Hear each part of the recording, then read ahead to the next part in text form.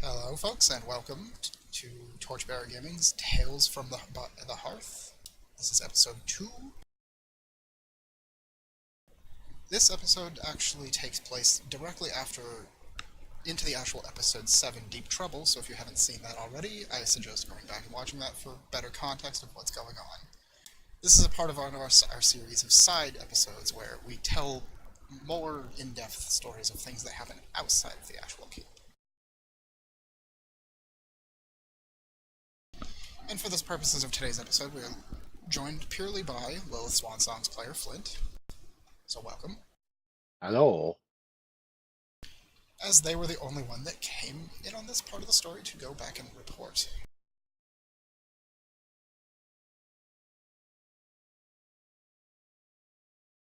So when we left off with episode 7, the group had gone into the dungeon, as a small summary, to by the order of the Shrine Maiden, to revivify a vial of ancient blood that they had actually recovered previously.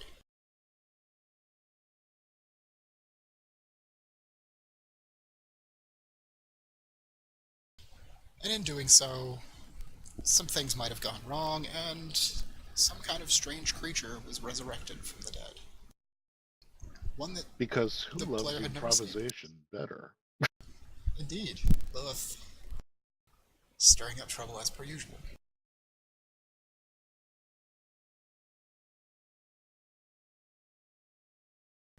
So we pick up now with having exited the keep itself and made their way back to Hearthmore. Lilith departs from the rest of the group and makes her way to the abandoned shrine in the woods.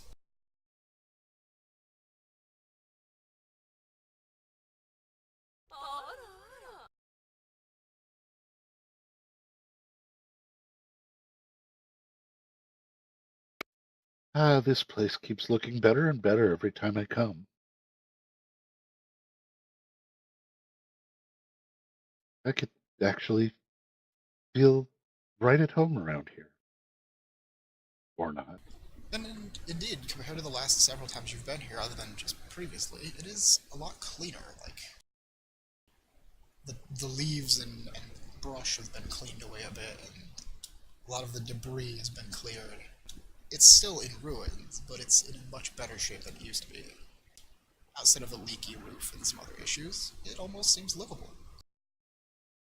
And the source of such cleanliness and change is immediately apparent as you make your approach, in the form of incorporeal specters floating about the grounds, with brooms and other such things sweeping.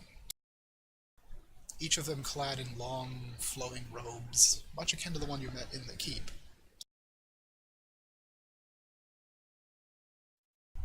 Eating. I've just met your brother. Nice fellow.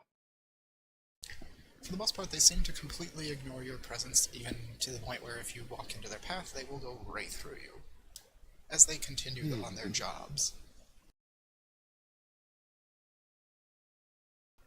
These seem to be the bound spirits of the people who once served the shrine.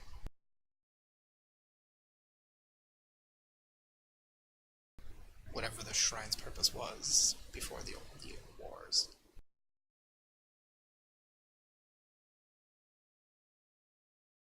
That's fine. Just go on about your business. I'll be fine.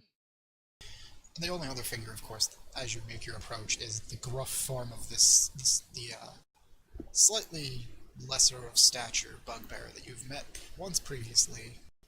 You don't know of his name, but you know of him by reputation, as he just constantly lingers about this place and is tied in service to the maiden herself.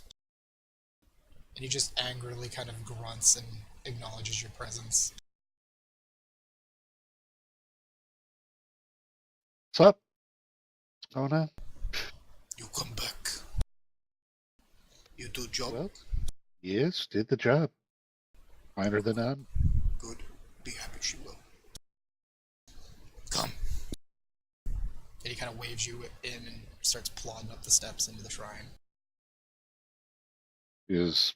She may or may not be mimicking his walk as they go up.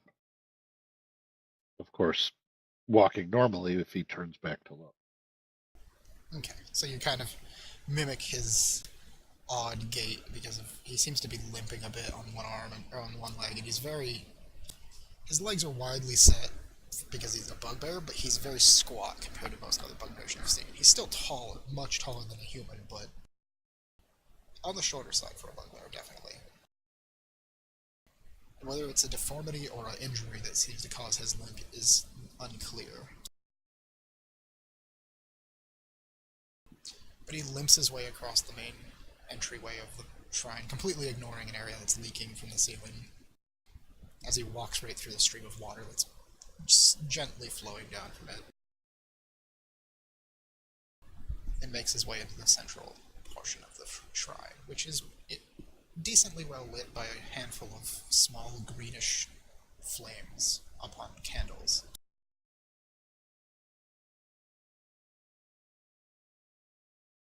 And of course, at the center of the chamber, upon a lavish velvet couch, sits the maiden herself.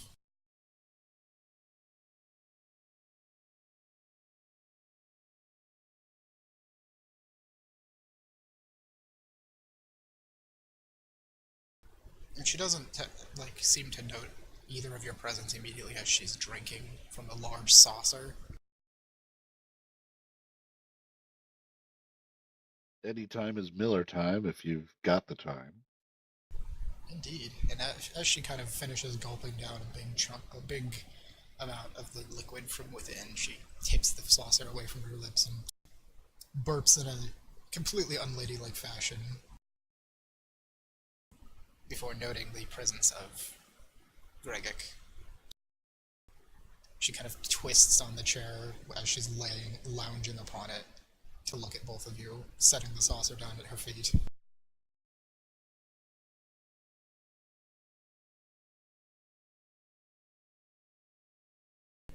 Before she finally comments, "Oh my, it seems you were more successful than I imagined." Yes, you could say that. You are not dead, so Very that is a success. I believe you have something that belongs to me. I do indeed. We have recovered several vials of blood, in fact. Most intriguing. But I sense there is more. That odd scent clings to your clothes. Familiar. Familiar, you say? Very. But old. I've not smelled something like it in...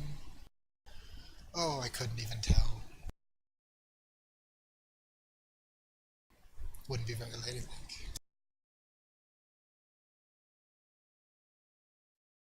Describing one's smells are not particularly ladylike in the first place. Quite.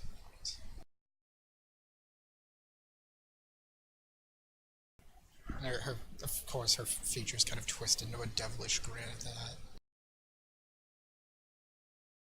Because despite the fact that you are literally unreadable as far as your face goes, she seems to always kind of have an insight into your thoughts, which is unsettling. But that's usually what you're used to, this kind of thing with interacting with outer beings. They tend to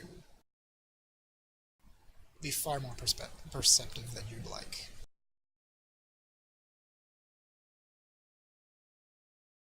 So, yes, there was a device. Happened to maybe it allowed one to put vials of blood into it. Ah, yes, excellent. You found what I sent you to seek, then. You have the vial I gave you. It is now fluid, I assume? It is. Excellent. If you could please Let's pull that out for you. Yeah, and Greg kind of snatches it and walks it over to her. Which you're perfectly fine with keeping a distance. She kind of turns the vial over in her fingers, tapping on the glass with her long fingernails a few times as she inspects it before she tucks it between her breasts down into her shirt. Excellent. This will do nicely. Thank you, child. More than happy to oblige.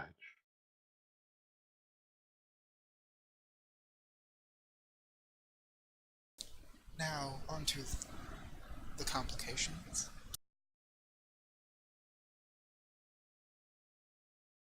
You mentioned other blood. Did any other blood vials become revivified, or were they already loaded?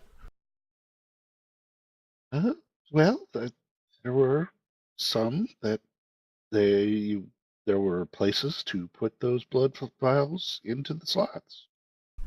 Indeed, and I'm assuming, as a human being as you are, you could not help yourself but do so. Well, I do love to improvise. Rightly so. Now, where did you find these blood vials? Were they extracted from others of your species, or people around town, or did you find them? Oh, I've found them here and there, mostly within the keep, actually. Hmm, most interesting. If they were in there, I could only assume they came from some kind of study or library. Which means they could be quite old. Quite old indeed.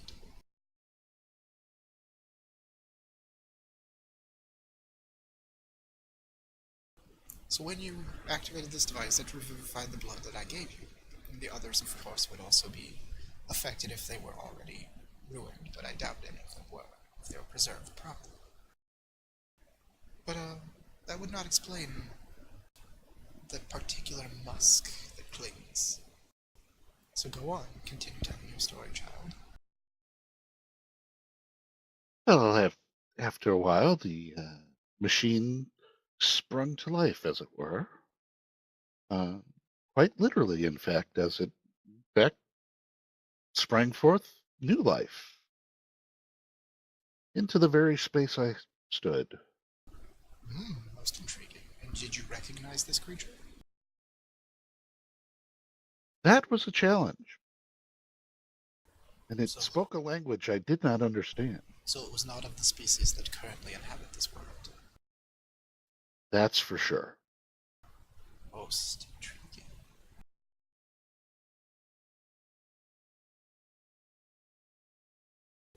Could you describe the creature for me?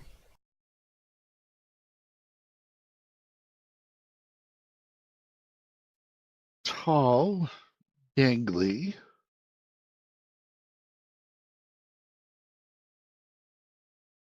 uh, sort of pale of flesh. It was not a hairy creature like our friend over on the side there. And of course, Greg just kind of grunts and scratches himself. Most intriguing. I've known a few creatures that might fit that description. Were there any other peculiarities or particular traits that were prominent?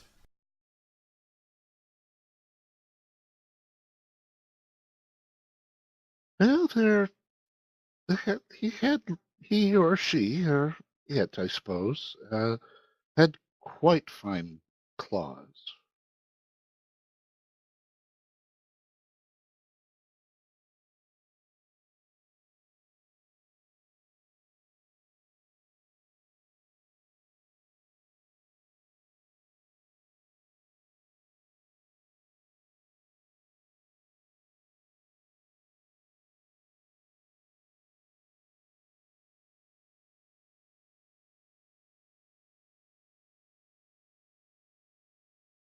So that's what I remember.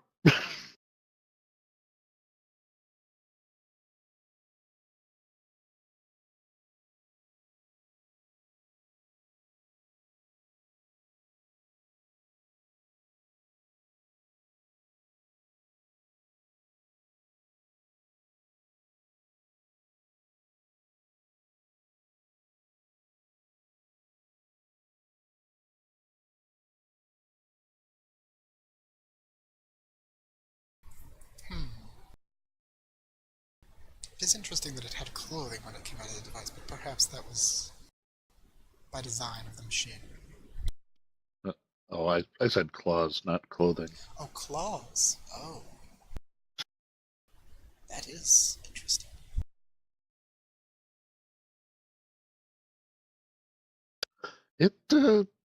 It certainly could have been quite menacing if one were not prepared to see it.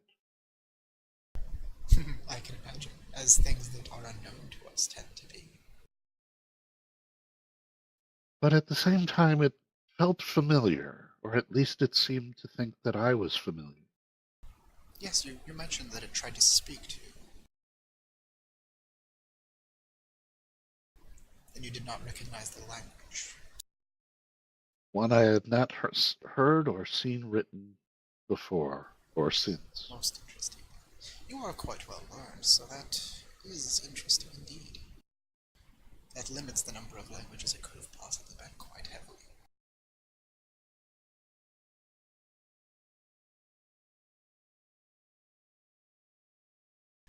And you mentioned that you couldn't identify its gender, so that is an interesting clue as well. I believe I might know what it was you saw, and if it is, that is alarming, but also most interesting. Last but not least, of course, we were unable to leave the space that we were in together.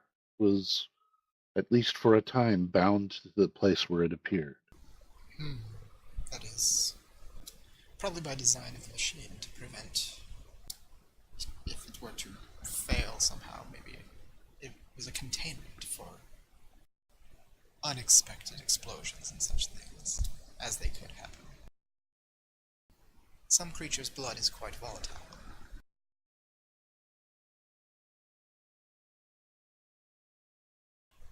It would seem you are quite lucky you did not have any of those particular types. I know elemental blood in particular is quite spectacular when interacted with. I shall have to keep that in mind for the future. Indeed, see that you do. As for this creature, we will have to wait and see, I think, to see what comes of it. If this creature is to survive, it will have to live in the keep for the time being, at least until it makes an escape, if it chooses to do so. A lone member of its species, outside of its own time, living in a world where it is most likely reviled and hated. How wonderful.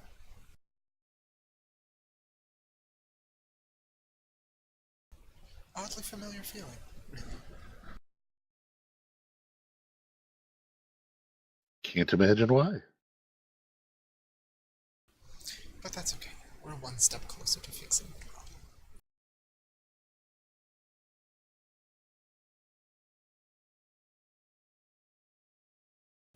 And then she kind of like a bird flies in and perches on the back of the couch, like this big,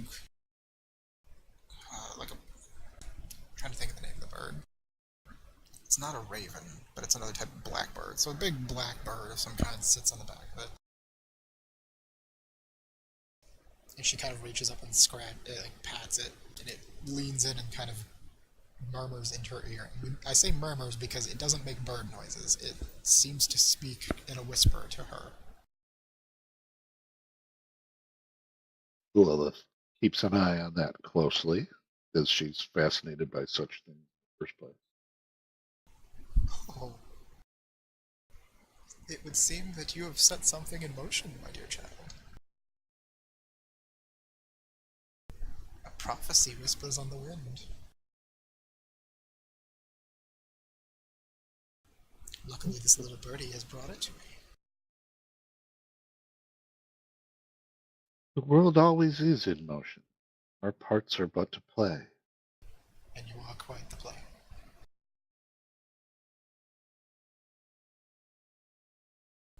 And she kind of, like, as she says that, she kind of gives a slight, like, golf clap.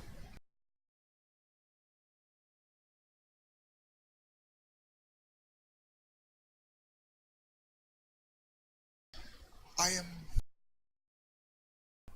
amused. Do you wish to know the prophecy, child? It is rather cryptic, of course, but it will be illuminating, I'm sure. I would be I would be misunderstood if I were thought to not be interested.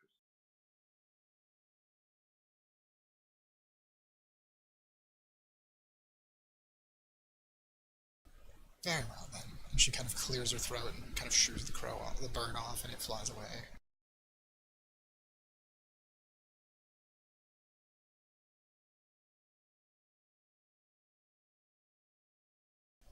With the dawning of the summer comes the rebirth of the child, born from blood in a bosom of light.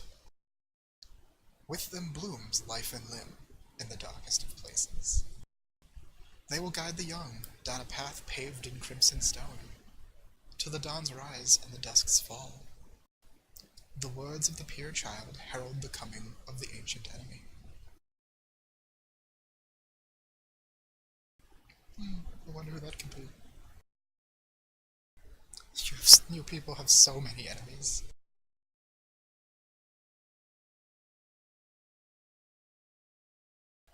I wouldn't have it any other way, though. It's far more interesting.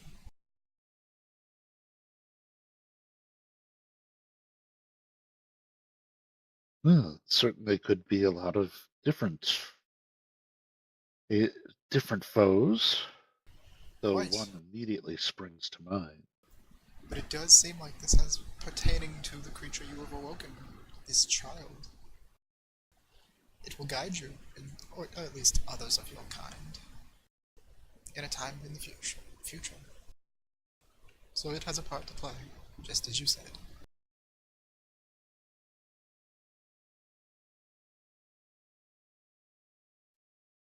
In that case, I shall have to seek it out again sometime. Make sure it knows of our intent.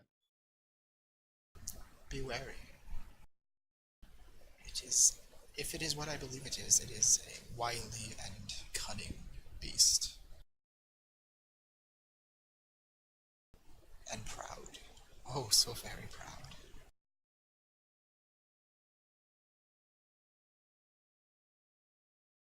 Then perhaps it is not chance that someone such as I was to awaken this.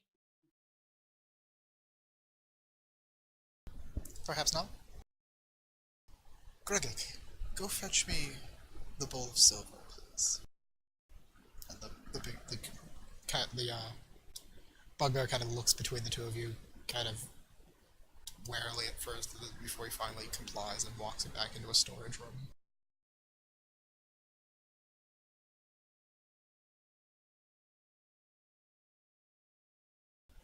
And he's back in there. You can hear stuff like getting moved around on shelves and things for a bit before he finally does return with another one of these big saucers that she was drinking out of. But he's kind of tilting it a little bit too much because he's very clumsy and lopsided. You can see that it is roiling with what looks to be liquid silver.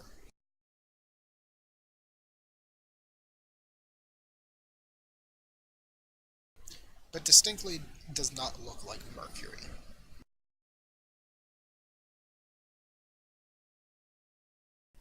It looks like actual silver that's been reduced to a liquid state, but somehow kept in that form. It's not hardening properly. And he sets the bowl down in front of her, and she kind of sits up a bit and starts dipping her fingers in the silver a little bit, and toying with it. You have Lilith is done, keeping her eyes on that. of course, you have done something that I did not expect, and I appreciate it. It will give me something to watch while I sit and wait. And for that, I give you a gift. And she kind of, you can see magic flowing through her fingers now, and all over her as she's casting, and she starts to like pick up the silver in her hand, which shouldn't be possible, except magic is magic. And she starts to form and shape it with her fingers. And at first, the form is very similar to a bowl, but starts to take shape as she's working it, and eventually it's quite recognizable as a mask of humanoid construction. Before she finally finishes it and tosses it at your feet. And even now, after she's done with it, the silver seems to still shift and move as if it was still liquid. This this should serve.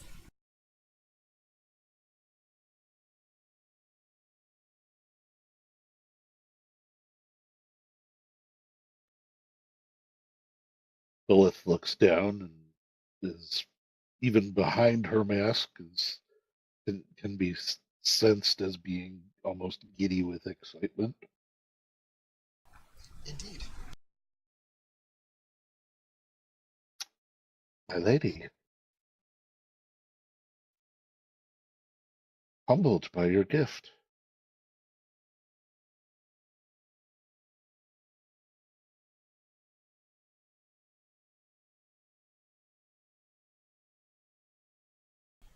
Your gratitude is appreciated. You have done good work for me, both now and in the past, and I'm sure a time will come when I will call upon you once more.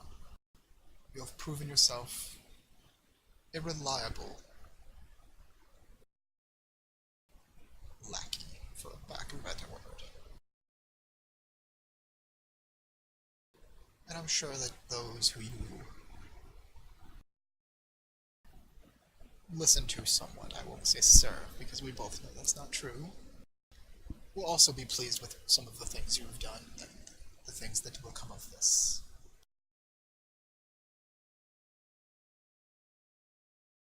I am quite sure that the Order Velatum will be quite interested in the coming times. Perhaps the small guild in this town will grow. How wonderful won't that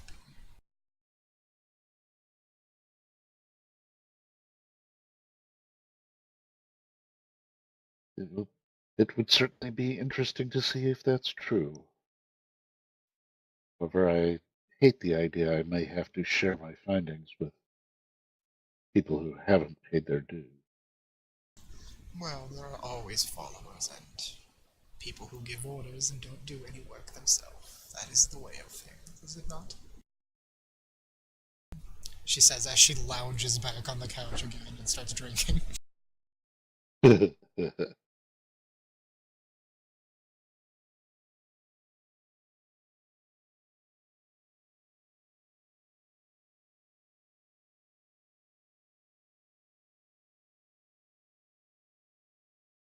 Unless there is more, I believe we have reached the end of our talks. Lilith nods her head and down to pick up the mask and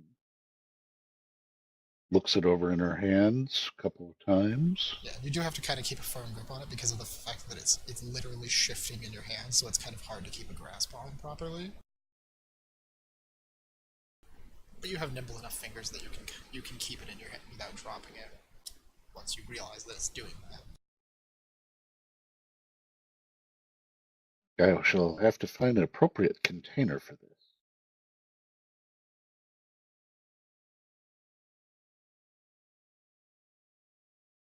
But yes, thank you very much, my lady. You are Look most forward to our welcome. future partnerships. Have fun. And she kind of gives a weird little wave before Greg kind of just motions towards the door and starts to walk that way. And yeah, Lilith will turn and exit.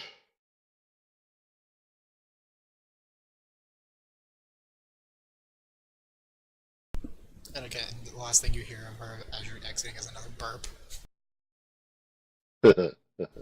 in true alcoholic fashion. Before you're led off to the edge of the stairs, and Gregak just kind of grunts again and turns back to do some other work.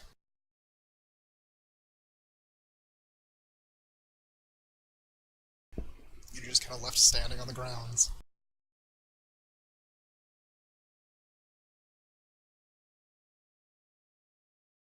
He looks around at the spirits continuing their work. Yep. You're all doing a good job. Keep up the good work. A I'll couple of see them you that are later. more cognizant do seem to kind of stop and give a bow, which is very traditional seeming kind of bow, and it reminds you slightly of Hobgoblin Society. What little of it you know, before they go back to their work again.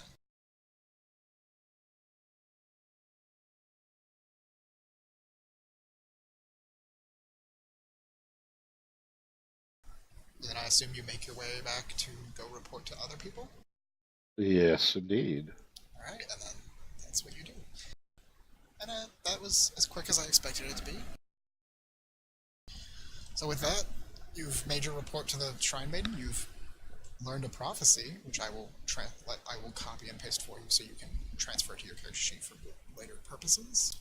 You got a new mask, which was one of your main goals, so that pushes your story forward a bit. Yes. Yay. And we've already, of course, we're further into the series now. We already know some of the ramifications of what's been happening with this awoken prince, as he's been labeled. Well, he, she, it. It's been labeled a prince. But you still know very little of what the creature actually is, but you do know it's quite violent. It's taking care of the spiders, and that's not a bad thing. No, it's also you weren't actually in the episode, but it also murdered a cult. Okay. There was a phoenix cult that were meeting from the village in the place, and somebody found out about it and sent a group to go kill it, and they found them all torn to shreds. And there was a bunch of red caps left there waiting for any other people that might show up, and they said that the awoken prince had done this, and they were left as guards. So it's also been found out that whatever this creature is, he has some parlay with the Fae. Yeah. But with that, I think we pretty much wrapped up what we needed to cover. Things are being set in motion. Anything you want to say before we wrap up? Keep on watching. We'll keep on rhyming. All Even right. though there were no rhymes today, but there'll be more. Yeah, this has been Tales from by the Hearth, episode 2. One second.